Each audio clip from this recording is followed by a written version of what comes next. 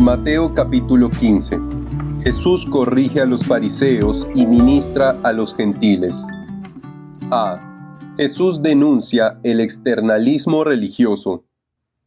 1. Versos 1 al 2. Los líderes de Jerusalén interrogan a Jesús. Entonces se acercaron a Jesús ciertos escribas y fariseos de Jerusalén, diciendo: ¿Por qué tus discípulos quebrantan la tradición de los ancianos? ¿Porque no se lavan las manos cuando comen pan? A. Se acercaron a Jesús ciertos escribas y fariseos de Jerusalén. Hasta este punto, la mayoría del ministerio de Jesús había sido en la región de Galilea. Galilea estaba al norte de Judea, donde está Jerusalén. Estos escribas y fariseos eran una delegación oficial de Jerusalén, viniendo a investigar y evaluar las palabras y obras de este hombre Jesús. 1. Ellos están realmente desconcertados y en muy poco tiempo estarán realmente indignados y sorprendidos. Barclay. B. ¿Por qué tus discípulos quebrantan la tradición de los ancianos? Estos lavados ceremoniales eran comandados por tradición, no por la Escritura. Los líderes religiosos dicen lo mismo cuando se refieren a la tradición de los ancianos y no el mandato de Dios. 1.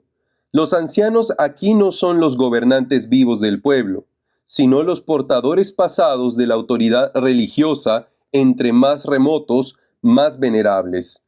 Bruce. C. No se lavan las manos cuando comen pan. El asunto en cuestión no tenía nada que ver con una buena higiene.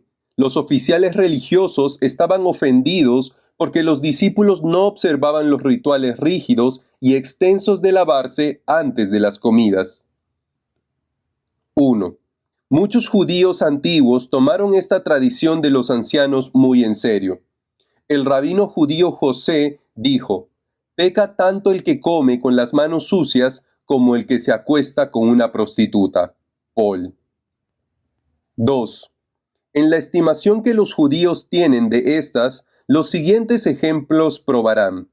Las palabras de los escribas son preciosas más allá que las de la ley, porque las palabras de la ley son pesadas y ligeras, pero las palabras de los escribas son todas pesadas. Hierus Verac Fol 3. Clark. 2. Verso 3. Jesús responde con una pregunta que pone la tradición del hombre en contra de la voluntad de Dios. Respondiendo él les dijo: ¿Por qué también vosotros quebrantáis el mandamiento de Dios por vuestra tradición? A. ¿Por qué también vosotros quebrantáis el mandamiento de Dios? Cuando los discípulos fueron acusados de pecado, Jesús le respondió con una acusación. Jesús fue fuerte con su respuesta porque estos líderes estaban demasiado interesados en estas trivialidades ceremoniales. Cuando declararon a la gente sucia por causa de su tradición, negaron a la gente el acceso a Dios. 1. Esta fue una fuerte respuesta de Jesús. Al final, estos conflictos con líderes religiosos se convirtieron en la razón externa por la cual Jesús fue entregado a los romanos para su muerte. B. Por vuestra tradición. Jesús repitió lo que ya habían dicho los escribas y fariseos, que esta acusación estaba siendo basada en tradición. Los líderes religiosos demandaban estos lavados ceremoniales basados en la tradición, no en las escrituras. 3. Versos 4 al 6. Un ejemplo de cómo sus tradiciones deshonraban a Dios. La práctica de no ayudar a sus padres con recursos dichos a estar dedicados a Dios. Porque Dios mandó diciendo: «Honra a tu padre y a tu madre, y el que maldiga al padre o a la madre, muera irremisiblemente». Pero vosotros decís: «Cualquiera que diga a su padre o a su madre, es mi ofrenda a Dios todo aquello con que pudiera ayudarte, ya no ha de honrar a su padre o a su madre».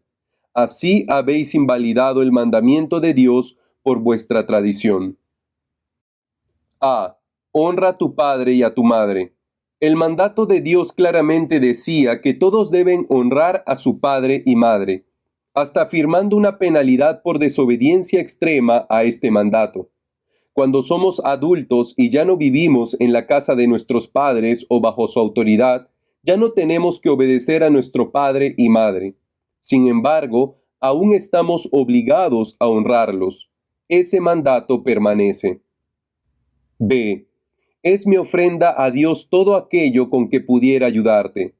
Algunos judíos de los tiempos de Jesús tenían una manera de evitar el mandato de honrar a tu padre y a tu madre. Si declaraban que todas sus posesiones o ahorros eran una ofrenda a Dios, especialmente dedicadas a Él, entonces podrían decir que sus recursos no estaban disponibles para ayudar a sus padres. 1. Aparentemente, esta declaración conveniente dejaba la propiedad todavía a la disposición del que hizo el voto, pero privó a sus padres de cualquier derecho a ella. France. 2. Nuestro Salvador también nos deja saber aquí que el quinto mandamiento obliga a hijos a aliviar a sus padres en su necesidad. Y este es el sentido del término honrar en otros textos de la Escritura. Paul. C. Así habéis invalidado el mandamiento de Dios por vuestra tradición.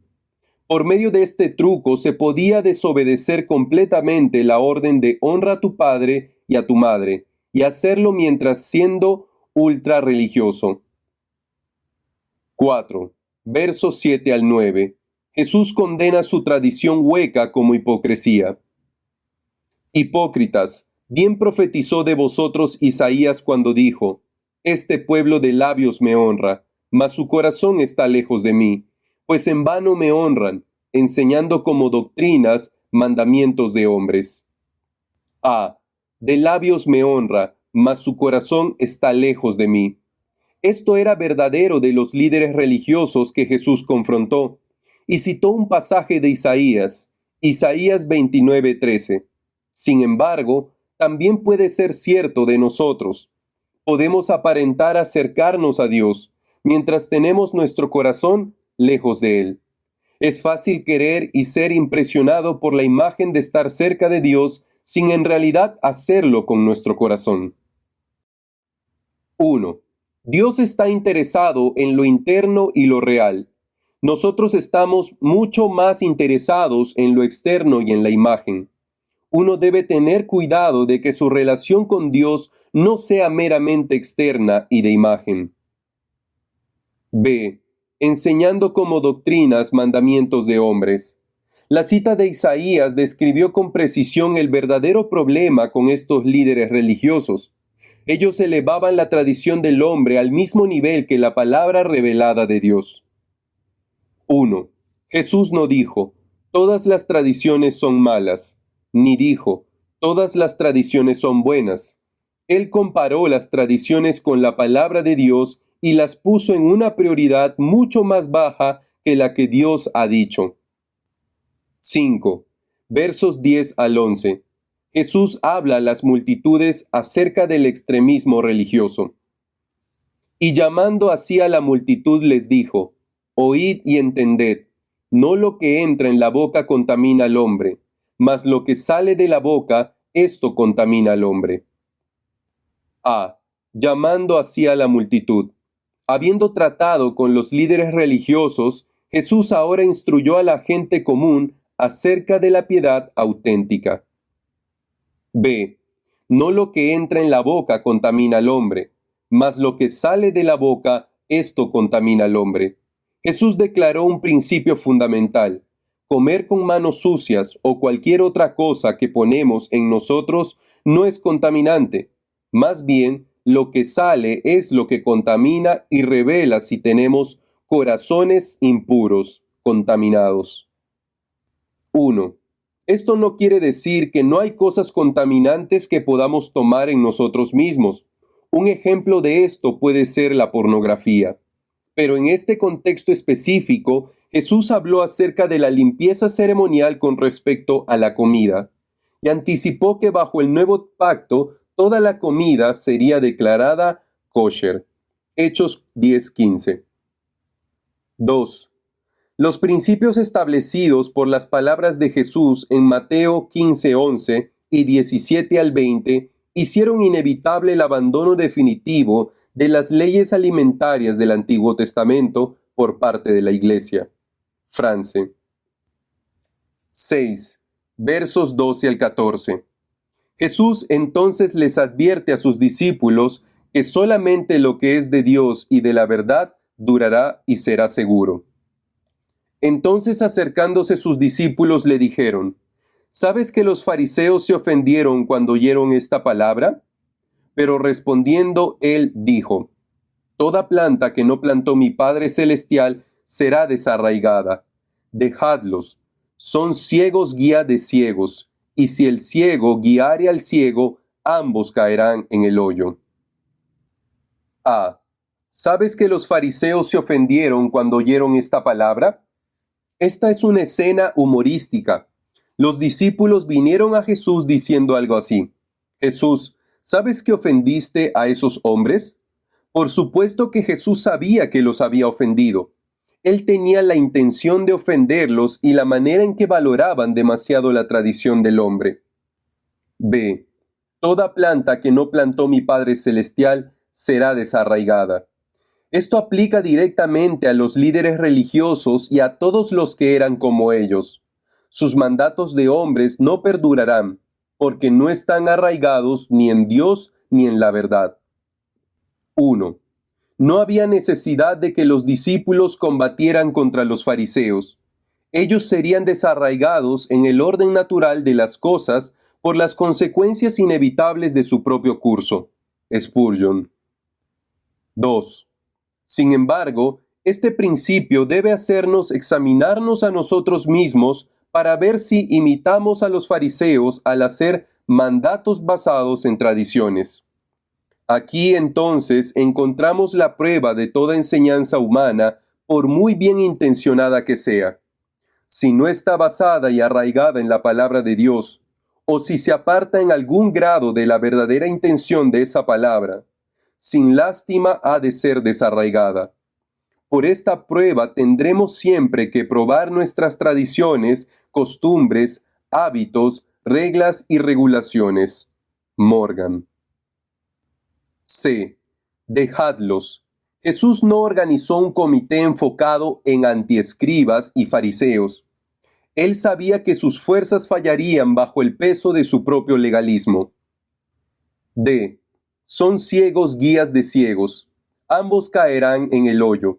Sentimos que Jesús dijo esto con tristeza y quizá con más tristeza por aquellos que son guiados por los ciegos que por los ciegos guías de ciegos. 1.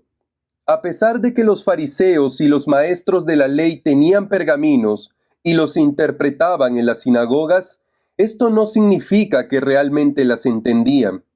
Los fariseos no siguieron a Jesús. Por lo tanto, no entendieron ni siguieron las Escrituras. Carson. 2. Me da lástima la gente pobre, porque mientras el ciego guía al ciego, ambos caen en el hoyo. Un ministerio ignorante e infiel es la plaga más grande que Dios puede enviar entre un pueblo. Paul. 3. En estas palabras de Jesús podemos ver la culpa de aquellos que son ciegos guías de ciegos.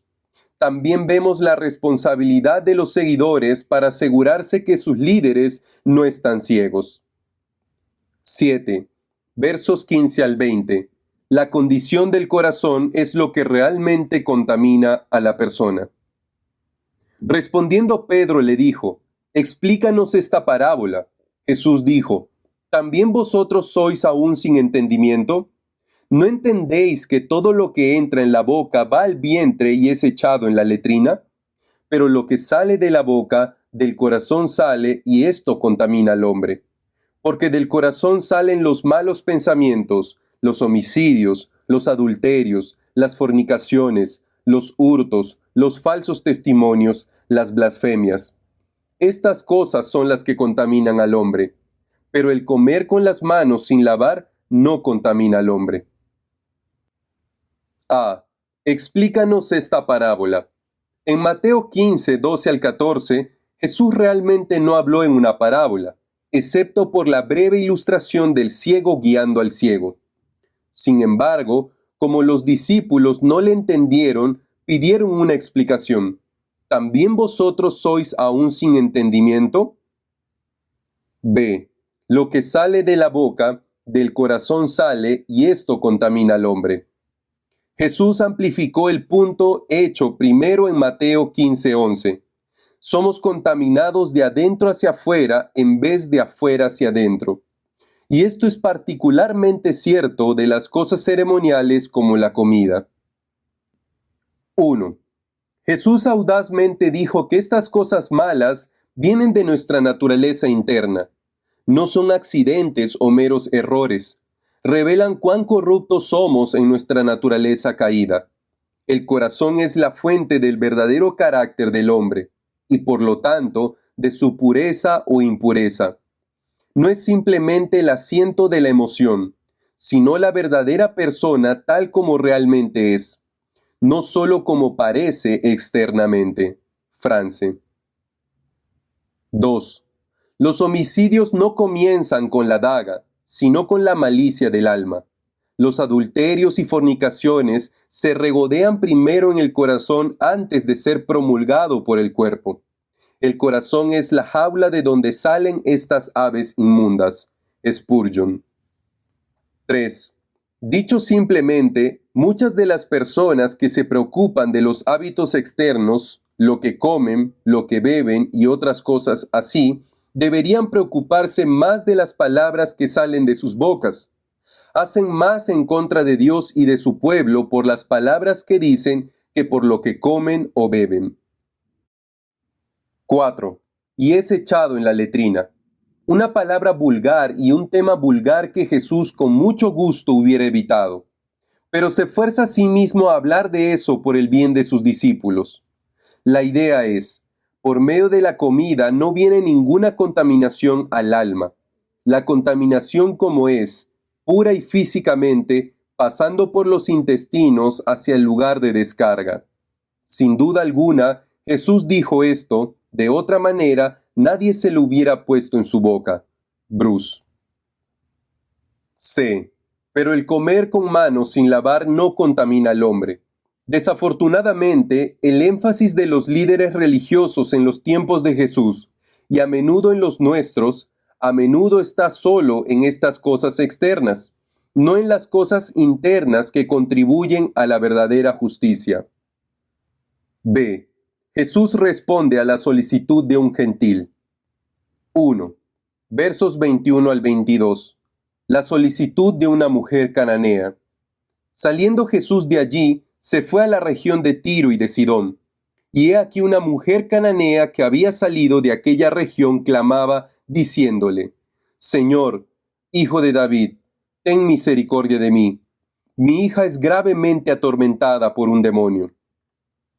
A la región de Tiro y de Sidón. Tiro y Sidón eran ciudades gentiles ubicadas a unos 80 kilómetros de distancia.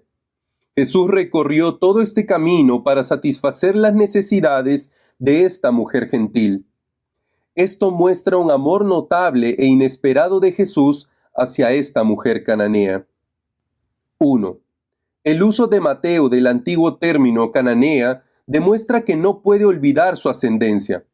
Ahora un descendiente de los antiguos enemigos de Israel viene al Mesías judío por una bendición. Carson. 2. No era muy común para Jesús el ir a la región de Tiro y Sidón.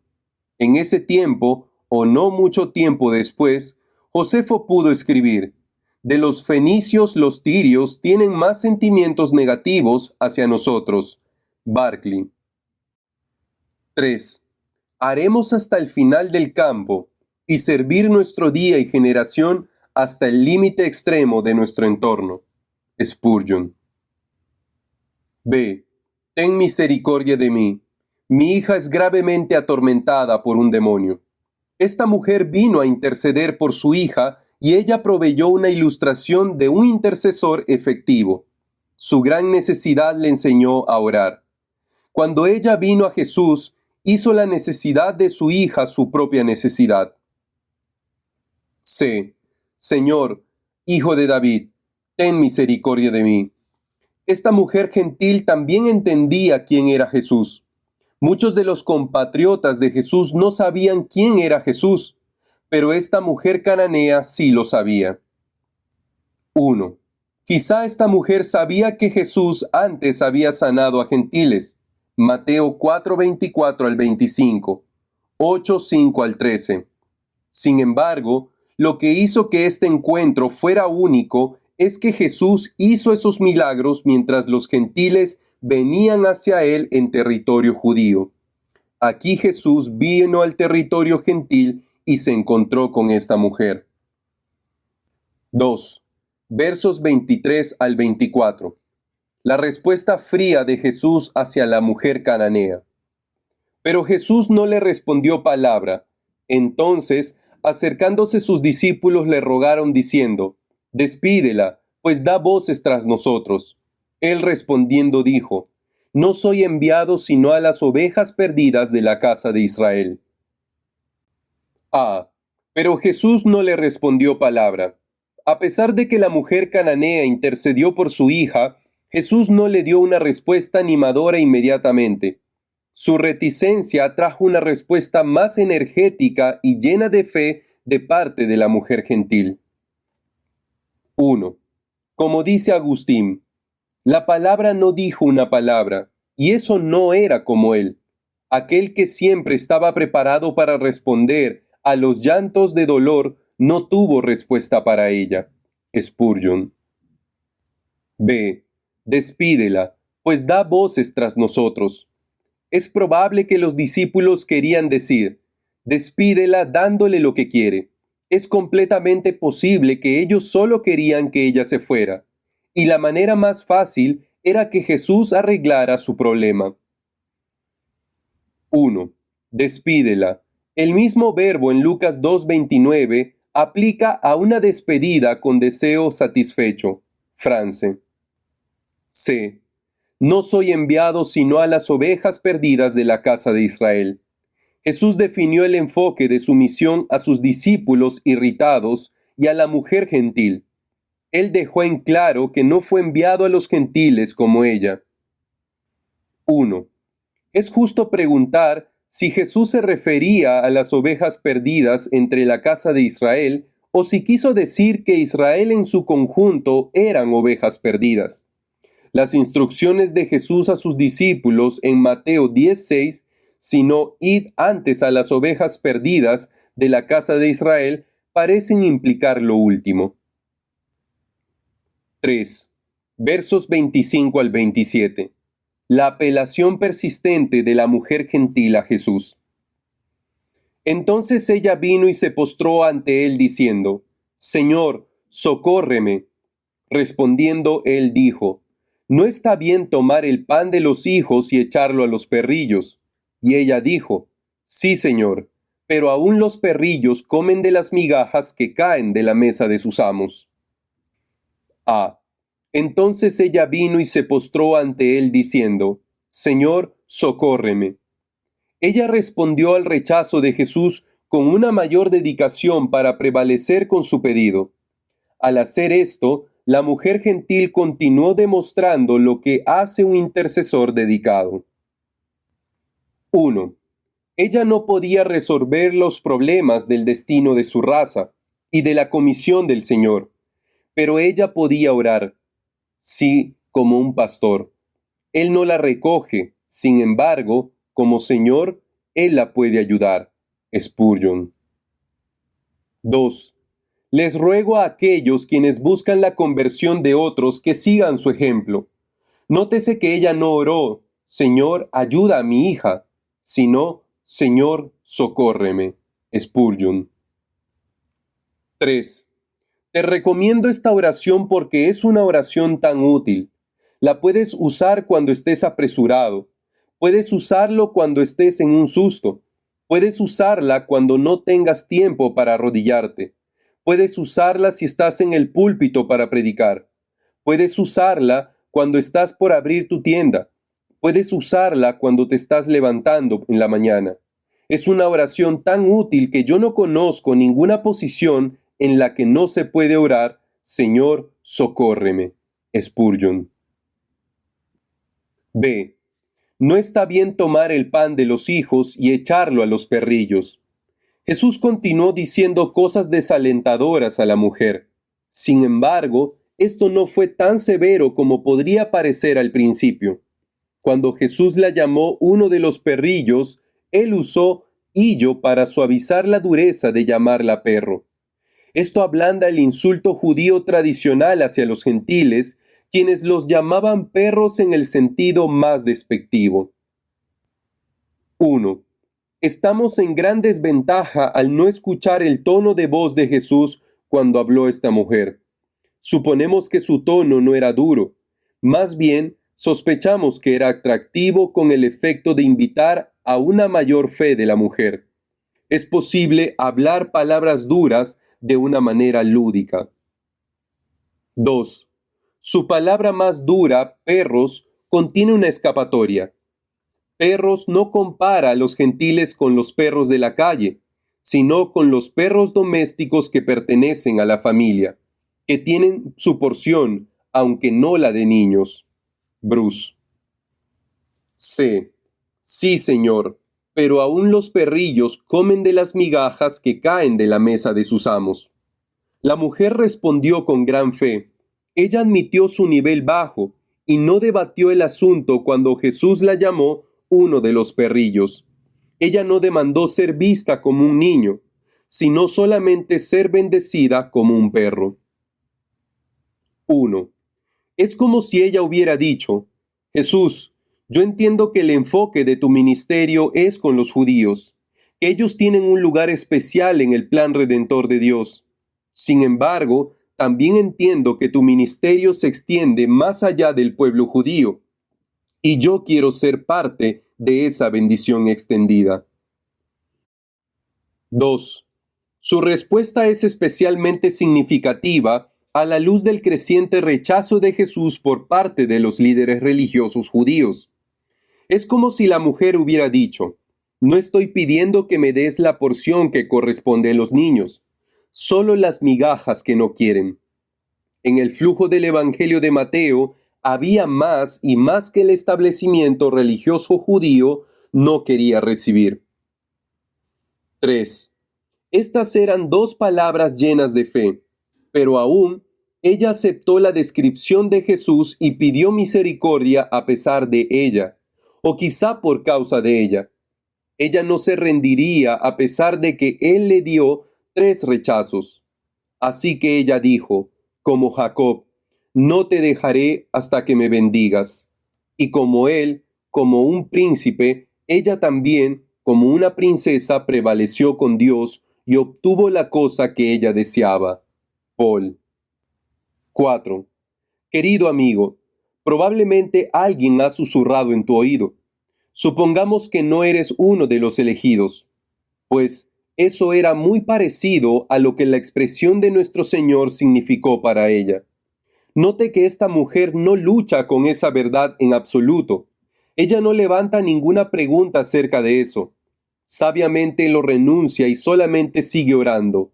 Señor, socórreme. Señor, ten misericordia de mí. Te invito, querido amigo, que hagas lo mismo. Spurgeon. 4.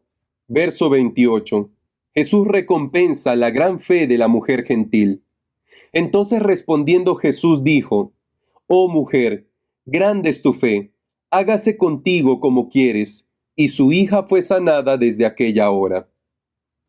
A. Entonces respondiendo Jesús, finalmente la mujer recibirá una palabra de ánimo de Jesús. B. Oh mujer, grande es tu fe. Jesús nunca dijo esto a otra persona. Él elogió la gran fe del centurión romano, quien le pidió a Jesús que sanara a su siervo. Mateo 8:10.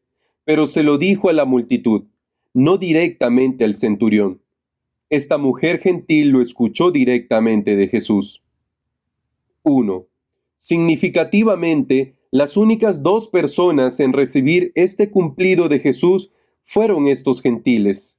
Esto demuestra que se puede encontrar una gran fe en lugares inesperados, no solo en gentiles, sino también en un centurión y en una mujer. La gran fe a veces es medida por sus desventajas. Su fe era grande porque no tenía la ventaja de ser nutrida por las instituciones del judaísmo. A menudo, la fe es más grande cuando es expresada por parte de la necesidad de otra persona. 2. Grande es tu fe.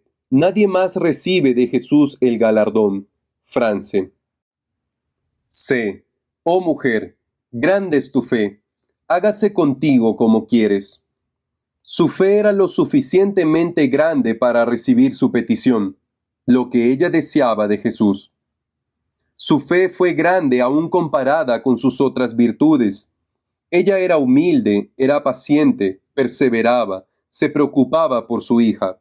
Sin embargo, Jesús no dio ningún cumplido por estas cosas, pero solamente por su fe. Su fe fue grande porque era poco común. Quizá nadie esperaba que un gentil confiara tanto en Jesús. Su fe fue grande porque alababa a Jesús aún antes de tener una respuesta de él. Su fe fue grande porque había sido puesta a prueba severamente. Es difícil pensar en una prueba más difícil que una hija endemoniada, pero su fe también fue puesta a prueba por la aparente indiferencia o frialdad de Jesús. Su fe fue grande porque era astuta. Ella volteó la palabra de Jesús e hizo lo que pudo haber sido tomado como insulto, como una puerta abierta para la fe. Su fe fue grande porque se trataba de una necesidad enfrente de ella, y una necesidad muy real. Muchas personas tienen fe para todo menos para las cosas que están enfrente de ellos.